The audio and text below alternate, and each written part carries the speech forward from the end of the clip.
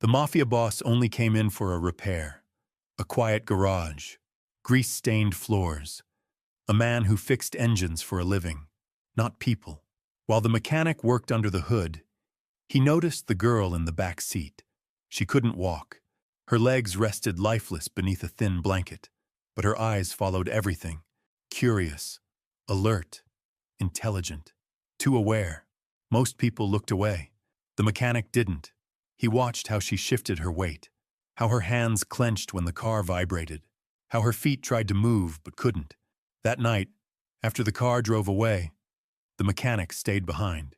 He pulled scrap metal from a bin, old hinges, springs, brackets, parts no one wanted. By morning, his hands were bleeding, but on his workbench stood something new, a simple, handmade walking support, crude, ugly, but built exactly for her. When the Mafia boss returned the next day, annoyed about a noise, the mechanic hesitated, then spoke. "May I try something with your daughter?" The man almost said, "No, almost." The girl was lowered into the frame. Her legs trembled. Then slowly she stood, one step, then another. The garage went silent, because the poor mechanic hadn't just fixed a car, he had built a future, and the man watching was powerful enough to change the mechanic's life forever. Stay with me until the end, because the reward the Mafia boss gives next will change the poor mechanic's life forever. Before we begin, don't forget to like this video, hit subscribe, and comment where you're watching from. Now, let's get started. The garage door rattled shut on Tuesday morning, leaving Marco Santos alone with the silence that had become his closest companion. 38 years old, hands permanently stained with motor oil, and a bank account that mocked his monthly rent payments. The sign outside read, "Santos Auto Repair," but most days it felt more like Santos Auto Struggle. Marco had inherited the garage from his uncle 3 years ago, along with debts that seemed to multiply faster than the rust on abandoned car parts scattered around the property. The neighborhood had changed since Uncle Eduardo first opened the doors in 1987. What was once a bustling working-class district had become something darker, something people whispered about behind closed doors. The sound of expensive engines wasn't unusual here anymore. Black sedans with tinted windows, men in tailored suits who paid in cash and asked no questions. Marco had learned to keep his head down, fix what needed fixing, and forget what he'd seen. Survival in this part of town meant mastering the art of selective blindness, but Tuesday morning would test that philosophy in ways Marco never imagined. The rumble started low, growing louder until it seemed to shake the very foundation of his modest garage. Through the grimy window, Marco watched a convoy approach. 3 black Escalades moving in formation, their chrome gleaming despite the morning haze. The kind of vehicles that announced their owners before anyone stepped out. The lead car pulled into his garage bay with mechanical precision. Marco wiped his hands on a rag that had seen better decades and approached cautiously. The driver's door opened, revealing a man who commanded attention without saying a word. Vincent Torino stood 6 feet tall, his silver hair perfectly styled despite the early hour. His suit probably cost more than Marco made in 3 months, but it was his eyes that told the real story. Cold, calculating, the eyes of a man who'd built an empire on fear and respect. "Good morning," Marco said, his voice steadier than he felt. "What can I do for you?" "The engine's making a noise," Torino replied, his accent carrying traces of the old neighborhood. "Something's not right under the hood." Marco nodded, popping the latch and lifting the heavy hood. As he leaned in to examine the pristine engine, his peripheral vision caught movement in the back seat. Through the tinted rear window, he glimpsed a figure, small, young, motionless. The Escalade's engine purred like a contented cat. Marco ran his hands over hoses, checked fluid levels, listened for irregularities. Nothing seemed obviously wrong, but he'd learned that expensive cars sometimes developed expensive problems that only revealed themselves under specific conditions. While Marco worked, His eyes kept drifting to the back seat. The figure hadn't moved. Not once. Curiosity battled with common sense. And for once, curiosity won. "Excuse me," Marco said, straightening up and addressing Torino. "Would you mind if I started the engine and took a quick test drive? Sometimes these issues only show up when the car's in motion." Torino's expression didn't change, but something flickered in those cold eyes. Something that might have been vulnerability. Quickly masked. "Do what you need to do." Marco slid into the driver's seat, his calloused hands foreign against the leather steering wheel. As he adjusted the rearview mirror, he finally saw her clearly. She was maybe 14, with dark hair that framed a face too serious for her age. Her eyes were the same penetrating gray as her father's, but where his held calculation, hers held something else. Pain. Not physical pain, though Marco suspected that was there too. This was deeper. The pain of watching the world from a distance, of being present but not participating. Her legs lay still beneath a cashmere blanket. Too still. Marco had worked with machinery his entire life, understood the difference between something that was turned off and something that was broken. These legs weren't just resting. They couldn't move. The girl noticed his gaze in the mirror and met it directly. No shame, no plea for pity, just acknowledgement. Two people seeing each other clearly for a brief moment. Marco started the engine and pulled out of the garage slowly. As they drove through the neighborhood, he found himself studying her reactions in the mirror. When they hit a pothole, she winced almost imperceptibly. When he took a turn too quickly, her hands gripped the seat.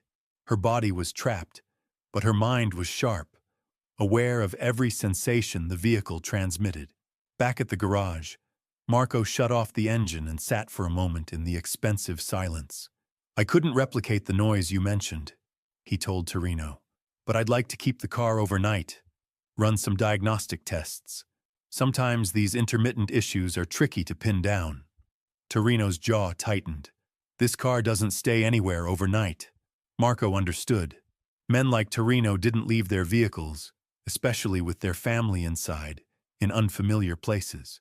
But something about the girl's eyes had lodged itself in his consciousness, like a splinter. "Of course," Marco said. "Bring it back tomorrow morning. Same time. I'll have my equipment ready for a more thorough inspection." As the convoy pulled away, Marco stood in his empty garage and tried to shake the image of those gray eyes from his mind. He had work to do, bills to pay, a business to somehow keep afloat in a neighborhood where honest work competed with easier money. But that night, as rain drummed against the garage roof, Marco found himself unable to focus on the invoices spread across his desk. Instead, he walked through his cluttered workspace, seeing it through different eyes. The wheelchair ramp Uncle Eduardo had installed years ago for a customer who'd never returned for his car. The adjustable workbench that could accommodate someone seated. The wide doorways that most people never noticed. Marco's uncle had been a different kind of man. He'd served in Vietnam, came home with shrapnel in his leg and a philosophy that everyone deserved dignity, regardless of what they could or couldn't do. He'd modified his garage not because he had to, but because he believed it was right. Standing in the shadows of his inherited workspace, Marco realized he'd been seeing only half the picture. He fixed engines because that's what people brought him. But what about the problems they didn't bring? What about the challenges they carried in silence? The girl's face haunted him, not because of her condition, but because of her intelligence. She was trapped in a body that wouldn't obey, but her mind was clearly sharp. How many opportunities was she missing? How many experiences were passing her by? Marco walked to the corner where Uncle Eduardo's old projects gathered dust. Prototype mobility aids, experimental designs, dreams built from scrap metal and determination. His uncle had always believed that engineering was about solving problems, not just the ones that paid well. As thunder rolled across the city, Marco pulled a tarp away from his uncle's forgotten workshop. Beneath lay tools he'd never used, blueprints he'd never studied, and possibilities he'd never considered.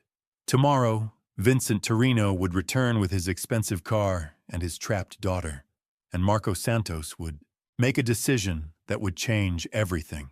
The rain continued falling, washing the city clean, preparing it for whatever came next. Wednesday morning arrived with the weight of unfinished business. Marco had barely slept, his mind cycling through measurements and calculations. The device on his workbench looked primitive compared to the luxury surrounding Vincent Torino's world, but it was built with something money couldn't buy: understanding. The convoy returned at exactly 9 o'clock. Same formation, same precision. But this time, Marco was ready. As Torino stepped out of the lead vehicle, his expression carried the impatience of a man accustomed to quick solutions. "The engine noise better be gone," his tone suggested, without words needing to be spoken. Marco approached the car, but his attention wasn't on the engine anymore. Through the rear window, he caught another glimpse of those gray eyes. The girl was watching him, and something in her gaze suggested she remembered their brief connection from yesterday. "Let me take another look under the hood," Marco said, lifting the heavy panel. But as he pretended to examine the pristine engine, his real focus was on building courage for what came next. The moment stretched like a held breath. Marco's hands moved over familiar components while his mind rehearsed words that could either change everything or destroy him. Men like Torino didn't appreciate unsolicited suggestions, especially concerning their families. Finally, Marco straightened up and wiped his hands on his rag. "The engine sounds fine to me," he said carefully. "But I noticed something yesterday that might interest you." Torino's eyes narrowed slightly. Marco felt the temperature in the garage drop several degrees. "Your daughter," Marco continued, his voice steady despite his racing heart. "I think I might be able to help her." The silence that followed was dangerous. Torino stepped closer, and Marco could smell expensive cologne mixed with something harder to define. Power, authority, the scent of a man who solved problems permanently. "You think you can help her?" Torino's voice was deceptively quiet. "Doctors at Johns Hopkins couldn't help her. Specialists in Switzerland couldn't help her. Physical therapists who charge more per hour than you make in a week couldn't help her. But you think you can?" Marco felt sweat beading on his forehead, but he held his ground. "I don't know about medical treatment," he said, "but I know about mobility, about making things work that weren't working before." He gestured toward his workbench where the crude walking support waited under a canvas tarp. "I built something. It's not pretty and it's not expensive, but it might give her some independence." Torino followed Marco's gaze, then looked back with an expression that could have cut steel. "You built something, in your garage, for my daughter." The words hung in the air like a challenge. Marco realized he was standing at a crossroads, where one path led to safety and the other led into unknown territory that could end very badly for him. But then he heard something that changed everything. A soft voice from inside the car. "Daddy, what did he build?" The voice belonged to the girl, and it carried a note Marco recognized immediately. Hope. Desperate, carefully hidden hope that maybe, just maybe, someone had seen what everyone else missed. Torino's expression shifted almost imperceptibly. The cold calculation remained. But beneath it, Marco glimpsed something else. Love. Fear. The vulnerability of a father who would do anything for his child, but had run out of options. "Show me," Torino said quietly. Marco pulled away the tarp, revealing his creation in the harsh, fluorescent light. The walking support was assembled from salvaged materials, held together with welds that weren't pretty but were strong. The frame was adjustable, with carefully positioned grips and supports that could bear weight while allowing natural movement. "It's not much to look at," Marco admitted, "but I designed it specifically for her height and weight distribution. The support points align with her natural center of gravity, and the mobility assistance is graduated." Torino examined the device with the same intensity he'd probably used to evaluate business deals that involved millions of dollars and people's lives. His fingers traced the welds, tested the joints, assessed the engineering with surprising technical knowledge. "How do you know this will work?" he asked. "I don't," Marco replied honestly. "But I watched how she moves in the car, how she compensates for balance, how her upper body strength tries to do what her legs can't. This is designed around her capabilities, not her limitations." The garage fell silent except for the distant hum of traffic and the almost inaudible sound of the girl's breathing from inside the car. Marco realized that 3 lives were balanced on the edge of this moment. His own, certainly, but also hers, and perhaps even her father's. Torino walked to the car and opened the rear door. When he spoke to his daughter, his voice carried a gentleness that seemed impossible from the same man who'd radiated danger moments before. "Sophia," he said, "this man thinks he built something that might help you walk." The girl's eyes widened, and Marco saw years of disappointment and false hope war with desperate desire. She'd probably heard similar promises from experts with impressive credentials and expensive equipment. But something about her expression suggested she was willing to risk disappointment one more time. "Can I try it?" she asked, her voice barely above a whisper. Torino looked at Marco with an expression that conveyed a simple message. "If you hurt my daughter, if you give her false hope and break her heart, nothing will save you." Marco nodded, understanding completely. He approached the car slowly, respectfully, waiting for permission before reaching to help Sophia from the vehicle. She was lighter than he'd expected, and as he lifted her, he felt the complete stillness of her legs. But her upper body was strong, her core muscles developed from years of compensation. She'd been working to overcome her limitations long before Marco met her. As he lowered her into the walking support, Marco made tiny adjustments, aligning the frame with her body's natural positioning. The device held her weight securely, while allowing her arms freedom to grip the handles. For a moment, Sophia just stood there, supported by Marco's creation, her eyes wide with disbelief. Then, carefully, tentatively, she shifted her weight forward. The device moved with her, providing stability while allowing natural motion. Her first step was hesitant, uncertain, but it was a step, then another, and another.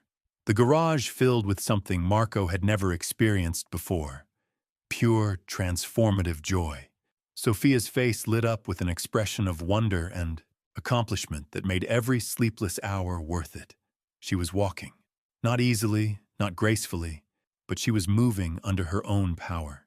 Tears streamed down her face as she took another step, then turned carefully to look at her father. "Daddy," she whispered, "I'm walking." Torino's composure cracked completely. The powerful man who commanded respect through fear stood watching his daughter take her first steps in years, and his own eyes filled with tears he didn't try to hide. Marco stepped back, giving them space for a moment that belonged to family. But as he watched Sophia navigate her first independent steps, he realized he'd stumbled into something far more significant than a simple repair job. He'd changed a life, and in doing so, he'd caught the attention of a man who had the power to change his. Sophia took another step, then another, her confidence building with each movement. The walking support moved with her like an extension of her own body, providing stability without restricting her natural motion. For the first time in 3 years, she was experiencing the world from a standing height, seeing over counters and tables, meeting people at eye level. Marco watched in silent amazement as she navigated a small circle around the garage floor. Each step was deliberate, careful, but undeniably real. The crude device he'd welded together from salvaged parts was performing exactly as he'd hoped, maybe even better. "This is incredible," Sophia breathed, her voice filled with wonder. "I can see everything differently. I can reach things. I can—" Her words trailed off as she realized the magnitude of what was happening. This wasn't just about walking. This was about independence, dignity, the possibility of a future she'd stopped imagining. Torino approached his daughter slowly, his earlier composure completely abandoned. When he spoke, his voice was rough with emotion. "How does it feel, Princess?" "Like I remember." she whispered. Like I'm myself. Again. Marco stepped forward, his mechanic's mind already identifying small adjustments that could improve the device's performance. The left support could be raised a quarter inch. The grip padding could be repositioned for better comfort. But those were refinements. The core concept was working perfectly. How long did this take you to build? Torino asked, his businessman's instincts reasserting themselves even through his emotional overwhelm. Most of the night, Marco admitted. But I've been thinking about the design for years. My uncle used to work on mobility projects. He taught me that every problem has a solution if you're willing to look at it from the right angle. Torino examined the walking support more closely, his trained eye assessing the craftsmanship despite its rough appearance. The welds were strong.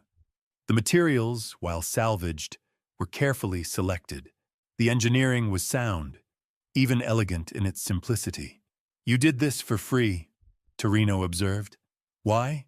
Marco hesitated, unsure how to explain something he didn't fully understand himself. Because she needed it, he said finally. Because I could build it. Because sometimes that's reason enough. The answer seemed to surprise Torino. In his world, every action had a calculated motive. Every favor came with an expected return. Genuine altruism was rare enough to be suspicious. Sophia continued her careful exploration of the garage, growing more confident with each step. She paused at Marco's workbench, studying the organized tools with the same intensity her father brought to business negotiations. You built this from spare parts? She asked, genuine curiosity in her voice. Mostly, Marco confirmed. The frame is from an old hospital bed someone threw away. The joints are modified hydraulic components from a car lift. The padding came from a motorcycle seat that was beyond repair. Sophia ran her fingers along the support rails, feeling the rough welds that held everything together. It's not pretty, but it works better than anything the doctors ever gave me. Sometimes the best solutions come from understanding the real problem instead of following conventional approaches, Marco said. The medical equipment is designed for general use. This was designed specifically for you. Torino had been listening to this exchange with growing intensity. His daughter hadn't shown this much engagement or enthusiasm in months. The spark in her eyes, the excitement in her voice, these were things he'd thought were lost forever. What would it take to make this permanent? Torino asked. To refine it, improve it, make it everything she needs? Marco considered the question carefully. Better materials would help. Proper padding, adjustable components, maybe some lightweight alloys. But the basic design is solid. With some refinement, she could use this for years. How much? Torino's question was direct, businesslike. Marco shook his head. I don't want your money. This isn't about payment. The garage fell silent except for the soft sounds of Sophia's continued exploration. Torino studied Marco with the same intensity he'd once used to evaluate potential business partners and threats. Everyone wants something, Torino said quietly. In my experience, people who claim they don't are usually the most dangerous. Marco met his gaze steadily. I want to see her walk. That's all. I want to know that something I built made someone's life better. The honesty in Marco's voice was unmistakable. Torino had spent decades reading people, identifying lies and hidden agendas. What he saw in the mechanic was something he rarely encountered, genuine goodness without expectation of reward. Sophia had made her way to the far corner of the garage where Uncle Eduardo's old projects still gathered dust. She stopped in front of a partially completed wheelchair ramp, studying its construction with obvious interest. Did your uncle build mobility aids? She asked. He tried to, Marco replied. Said everyone deserved access to the world, regardless of what their body could or couldn't do. Most of his projects never got finished, but he taught me to see possibilities instead of limitations. Sophia nodded thoughtfully. He sounds like he was a good man. He was, Marco confirmed. He would have liked meeting you. Torino watched this interaction with growing recognition. His daughter was engaging with the world in ways she hadn't for months. The walking support had given her more than mobility. It had restored her sense of agency, her belief in possibilities. "Marco," Torino said, his voice carrying a weight that suggested important words were coming. "You've given my daughter something doctors couldn't, something money couldn't buy. That creates a debt. I don't want to be in debt to you," Marco replied honestly. "No disrespect, but I know who you are. I know what kind of business you're in. I just want to fix cars and help people when I can." Torino smiled slightly, the first genuine smile Marco had seen from him. "You think I'm going to force you into something you don't want to do, aren't you?" Marco asked. "No," Torino said quietly. "What I'm going to do is make you an offer. You can accept it or decline it, no consequences either way. But I think you should hear it." Sophia had returned to their conversation, still supported by the walking frame, her face glowing with continued amazement at her newfound mobility. She looked between her father and Marco, sensing the importance of whatever was about to be discussed. "What kind of offer?" Marco asked cautiously. Torino gestured around the struggling garage, taking in the peeling paint, the outdated equipment, the obvious signs of financial hardship. "You're a talented engineer working in a failing business. Your skills are wasted on oil changes and brake repairs." Marco felt defensive. "There's nothing wrong with honest work." "I agree completely," Torino said. "But there's also nothing wrong with honest work that pays well and helps more people." He walked to the garage door, looking out at the neighborhood that had seen better days. "I own several businesses, legitimate businesses, construction companies, manufacturing facilities, transportation services. They all use vehicles, equipment, machinery that needs specialized maintenance." Marco waited, sensing more was coming. "I also know dozens of people who could benefit from what you just gave Sophia. Veterans with mobility challenges, elderly people whose insurance won't cover proper equipment, children whose parents can't afford specialized devices." The offer was becoming clearer, and Marco felt his resistance beginning to waver. "I want to hire you as chief mechanical engineer for Torino Industries. Full benefits, excellent salary, access to proper materials and equipment. Your job would be maintaining our fleet and developing mobility solutions for people who need them." Sophia looked up at Marco with hopeful eyes. "You could help other people like me?" "That would be the idea," Torino confirmed. "Marco builds solutions. We provide resources and distribution. Everyone benefits." Marco felt the weight of the decision settling on his shoulders. This was far more than he'd expected when he'd decided to help Sophia. The offer represented everything he'd struggled to achieve: financial security, purpose, the ability to help people on a larger scale. But it also meant accepting help from Vincent Torino, entering a world where favors came with invisible strings and simple choices carried complex consequences. "I need time to think about it," Marco said finally. "Of course," Torino replied. "Take all the time you need. But remember this: Sophia took her first steps in years because you saw a problem everyone else missed and cared enough to solve it. Imagine what you could accomplish with proper resources." Sophia adjusted her grip on the walking support and took a few more steps, her confidence growing with each movement. When she looked at Marco, her eyes held gratitude that went far deeper than words could express. "Thank you," she said simply, "for seeing me, for believing I could do more than everyone else thought." Those words hit Marco harder than any business offer could, because he understood exactly what she meant. He'd seen her potential when others saw only limitations.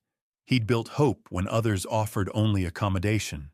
The garage filled with afternoon sunlight streaming through the open door, illuminating the three figures standing at the intersection of past and future. Marco's decision would determine not just his own path, but potentially the lives of countless others who needed someone to see their possibilities instead of their problems. Outside, the neighborhood continued its daily rhythm, unaware that inside a humble garage, a moment was unfolding that would change everything for everyone involved.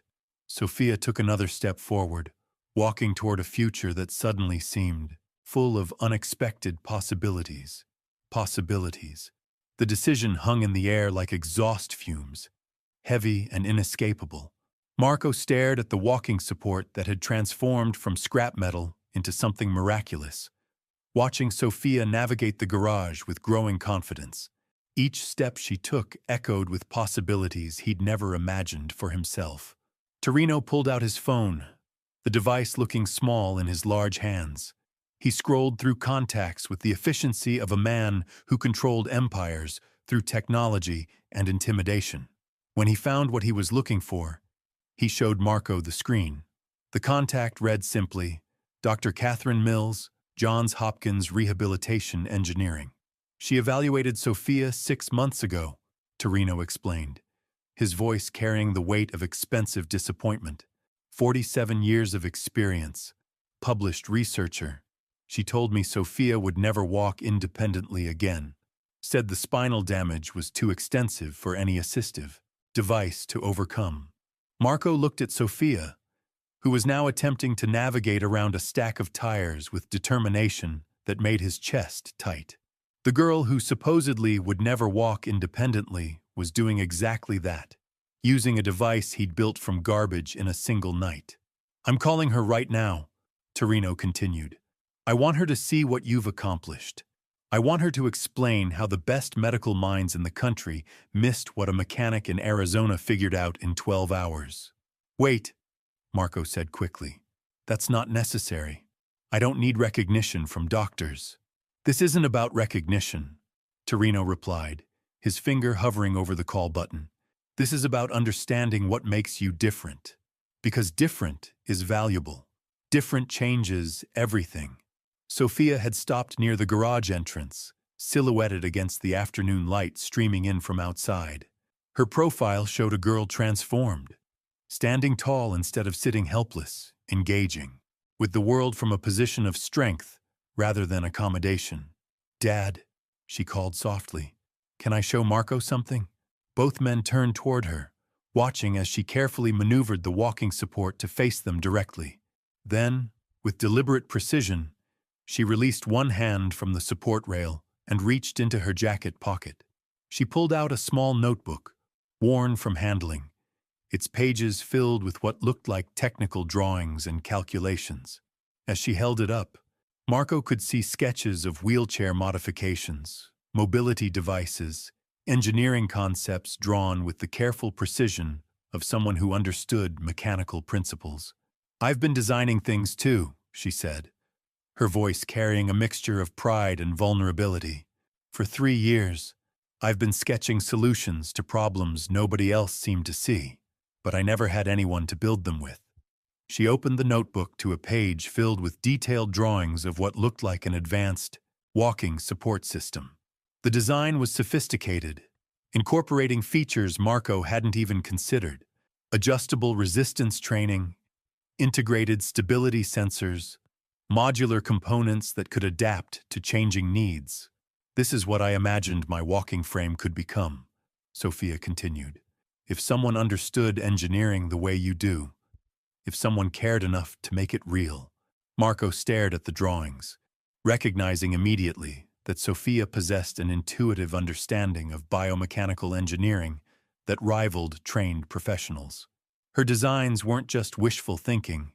They were practical solutions born from years of living with limitations others only studied in textbooks. You drew these yourself? Marco asked, genuine amazement in his voice. Physics was always my best subject, Sophia replied with a slight smile. When you spend 3 years analyzing why every piece of equipment fails you, you start understanding how to design equipment that wouldn't fail. Torino moved closer to examine his daughter's notebook, seeing for perhaps the first time the depth of her technical knowledge. His expression shifted from protective father to something approaching professional respect. She's been working on these designs for months, he said quietly. I thought it was just a hobby, a way to cope with the frustration. Marco looked at the notebook in Sophia's hands, then at her father, then back at the walking support that had started everything. The afternoon sun cast long shadows across the garage floor, and in those shadows, he saw the outline of a decision that would define the rest of his life. 6 months later, the Torino Mobility Foundation occupied a gleaming facility on the outskirts of Phoenix. Marco stood in his new workshop, surrounded by equipment he'd only dreamed of owning, watching a team of engineers implement Sophia's latest design. The girl who'd been trapped in a wheelchair was now the foundation's lead designer, her technical drawings transformed into reality by resources that seemed limitless. The foundation had helped over 300 people in its first half year. Veterans whose VA equipment had failed them, children whose insurance companies had abandoned them, elderly patients whose families couldn't afford proper care. Each success story started the same way Marco's had, with someone willing to see possibilities instead of problems. Vincent Torino had kept his word completely. The work was legitimate, the resources were real, and the impact was measurable. But more than that, he'd given Marco something he'd never expected from a man in his position: respect, partnership, the freedom to solve problems without worrying about profit margins or corporate bureaucracy. Sophia walked into the workshop using her latest creation, a device so advanced it made Marco's original walking support look primitive by comparison.